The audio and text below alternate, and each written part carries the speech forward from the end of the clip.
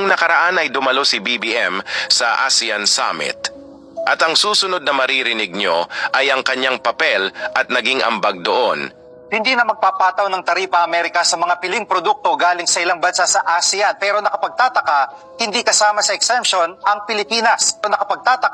Hindi kasama sa exemption ang Pilipinas. Dismayado ang isang grupo ng mga negosyante matapos makakuha ng tariff deals kay US President Donald Trump ang ilang ASEAN neighbors pero wala para sa Pilipinas. Ang detalye sa agenda report ni Paulo Barcelon.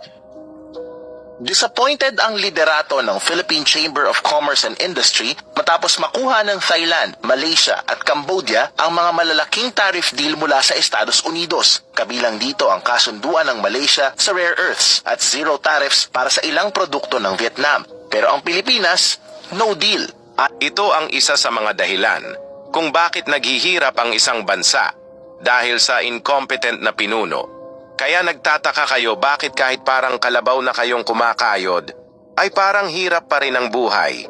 Kaya kahit gaano natin sipagan sa pagtatrabaho, kapag walang bilang ang namumuno pati ang kanyang polisiya, malabo talaga ang asenso.